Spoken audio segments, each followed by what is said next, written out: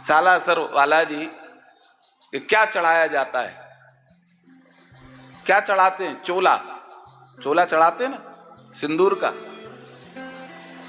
वो चोला हनुमान जी ने पहना क्यों?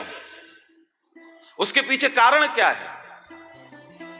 यही प्रभु प्रसाद पट भूषण धरई, प्रभु की प्रसन्नता के लिए, उनके मन को प्रसन्न करने के लिए रोज किशोरी जी, जानकी जी अपने सिंदूर लगाती हैं माथे में।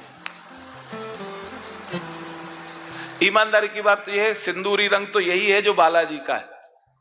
हम लोग जो लगाते हैं आजकल वो लाल रंग का, वो तो केमिकल है। ये रंग का सिंदूर बिहार की तरफ लगाती हैं माताएं आज भी, मिथिला की तरफ। मिथिलानियां इसी का ही मांग भरेंगी, इसी रंग की, सिंदूर की। आप लोगों ने देखा होगा छठ पूजा जब होती है तो बहुत सी माताएं, छठ व्रती जो होते हैं, वो यहां नाक से लेकर के और यहां तक पूरा सिंदूर भरती हैं। काहे के लिए? अपने पति की आयु में वृद्धि हो उसके लिए, और उसके मुख पर उस सिंदूर को देखकर के प्रसन्नता आए, इसके लिए। तो किशोरी जी नित्य प्रति वो सिंदूर भरती थी। हनुमान जी ने एक दिन पूछा, माते आप अपने मस्तक पर ये सिंदूर नित्य लगाती हैं,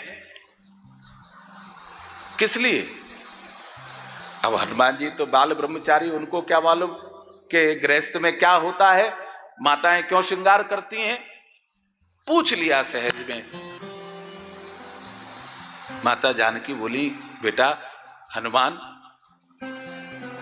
ये सिंदूर में लगाती हूं अपने प्राणनाथ स्वामी की आयु वृद्धि के लिए और उनकी प्रसन्नता के लिए।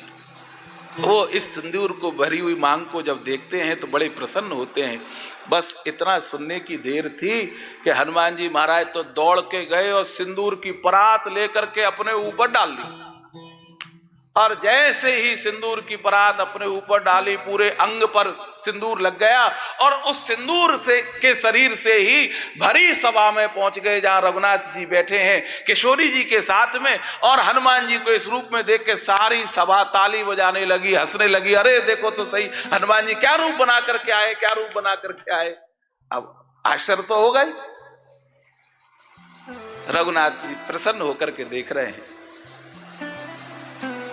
हनुमान जी सब लोग पूछने लगे, महाराज ये सिंदूर आपने फैला लिया है अपने ऊपर या फैल गया है? कुछ नहीं बोले। बात घूमते घूमते रघुनाथ जी के पास पहुंची। रघुनाथ जी ने मुस्कुराते हुए कहा, हनुमान यहां आओ। हनुमान जी निकट आए। पूछा, ये सिंदूर तुम्हारे ऊपर गिर गया या तुमने लगाया है? प्रभु आज सवेरे मैंने देखा माता जी सिंदूर से अपनी मांग भर रही थी, तो मैंने उनसे पूछा, माता ये सिंदूर से आप मांग किस लिए भर रही हो? तो मां ने कहा, बेटा हनुमान, मैं ये भगवान की दीर्घ आयु के लिए और अनवरत रहने वाली प्रसन्नता के लिए भर रही हूं। बस प्रभु मैं भी ये चाहता हूं आपकी आयु दीर्घ हो और मेरे किसी भी रूप से आपको प्रसन्नता होती है तो मुझे वो रूप धारण करना है।